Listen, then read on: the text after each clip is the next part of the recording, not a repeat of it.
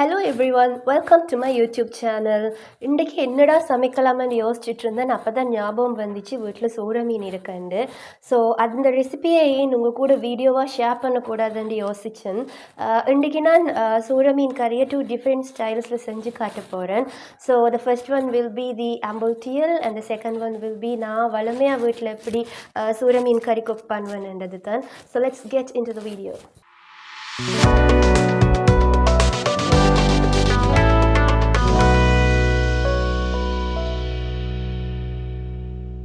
ஃபஸ்ட்டுக்கு நான் அம்புத்தியல் தான் செய்து காட்ட போகிறேன். ஒரு கொரக்காவை இப்படி அரை மணித்தியால் ஊற வச்சு அரைச்செடுத்துருக்கேன். உங்கள்கிட்ட கடையில் வாங்கின கொரக்கா பேஸ்ட் இருந்தாலும் நீங்கள் அதை யூஸ் பண்ணிக்கொள்ளலாம். கொஞ்சமாக மிளகு பவுடர், கார்லிக் பேஸ்ட் சேர்த்துக்கொள்கிறேன், ஜிஞ்சர் பேஸ்ட் சேர்த்துக்கொள்கிறேன். நான் ஒரு பச்சை மிளகாயை இடித்து வச்சேன், அதையும் சேர்த்துக்கொள்கிறேன். கொஞ்சமாக கருவேப்பிலை, அதையும் இடித்து வச்சேன், அதையும் சேர்க்குறேன். கருவேப்பட்டை, 4-5 ஏலக்காய் அடித்து வச்சேன்னா நான் அதையும் சேர்க்குறேன். உங்கள்கிட்ட ஏலக்காய் பவுடர் இருந்தாலும் ஓகே. அதோட தேவையான அளவு உப்பு சேர்த்துக்கொள்கிறேன்.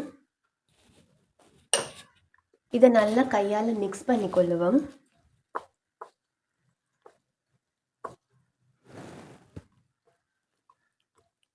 இதில் வேறு எந்த தூள் வகையும் சேர்க்கக்கூடாது. இப்போ நான் கொஞ்சமாக தண்ணி சேர்க்குறேன். சேர்த்து கொஞ்சம் நல்லா மிக்ஸ் பண்ணி விடுவோம்.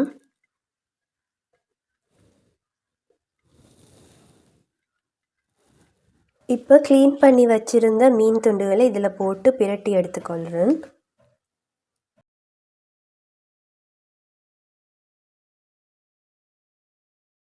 ஸோ இதை நல்லா மிக்ஸ் பண்ணி விடுவோம்.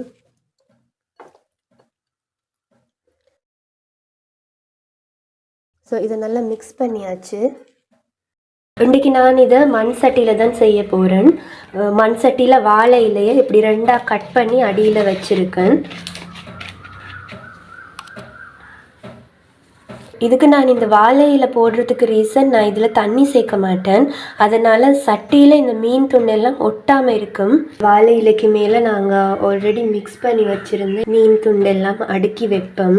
இன்றைக்கி நான் கொஞ்சமாக தான் செய்கிறேன். இதே நீங்கள் நிறையவா செய்கிறதா இருந்தால் இதுக்கு மேலே இன்னொரு வாழை இலையை லேயருக்கு வச்சு அதுக்கு மேலே மீன் துண்டெல்லாம் அடுக்கி வைக்கலாம்.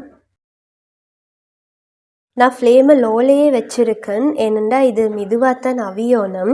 இதை இப்போ மூடி வச்சு ஒரு 30 to 35 மினிட்ஸ் குக்காக விடுவோம். ஒரு 15 நிமிஷம் கழித்து நான் இந்த மீனெல்லாம் மற்ற பக்கம் திருப்பி விட போகிறேன். ஒரு மீனாக மற்ற பக்கம் திருப்பி விடுவோம். திருப்பி மூடி வச்சு இதை ஒரு 20 to 25 மினிட்ஸ் லோ ஃப்ளேமில் அவிய விடுவோம். ஓகே, இப்போ நான் ஒரு டோட்டலாக 30 to 35 மினிட்ஸ் இதை நான் அவிய விட்டுருப்பேன். Ambuthiyal is ready.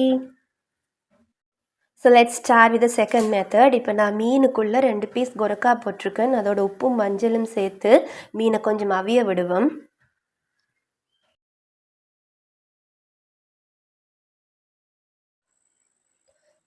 இது இப்போ அவிஞ்சிட்டு இதில் இருக்கிற கொரக்காவை நாங்கள் வெளியே எடுத்துருவோம். இது நாங்கள் அப்படியே வைப்போம். இப்போ வேறொரு பாத்திரத்தில் கொஞ்சம் ஆயில் சேர்ப்போம்.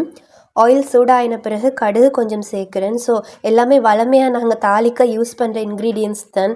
வெந்தயம், ரம்பை, கருவேப்பிலை சேர்த்துக்கொள்கிறேன். இதுக்கு கொஞ்சம் நிறையவே வெங்காயம் போட்டால் தான் டேஸ்ட்டாக இருக்கும். அண்ட் க்ரீன் சில்லி, சால்ட், லாஸ்ட்டாக தக்காளி இருந்தால் போடுங்க, இல்லைன்னா யூ கேன் ஸ்கிப். இப்போ நல்லா இதை மிக்ஸ் பண்ணி விடுங்க. சில்லி பவுடர் கொஞ்சமாக சேர்ப்போம், நிறைய சேர்க்க வேணாம். வெட்டுத்தூள் உங்கள்கிட்ட இருந்தால் நீங்கள் அதை கூட சேர்க்கலாம். அவிச்சு வச்ச மீன் எல்லாம் இதில் 1 by 1 போடுவோம். தேங்காய் பாலை சேர்த்துடணும். இதை நீங்கள் ஸ்பூனால் மிக்ஸ் பண்ண வேணாம், பேனை பிடிச்சி நான் மிக்ஸ் பண்ணுற மாதிரி பண்ணுங்கள்.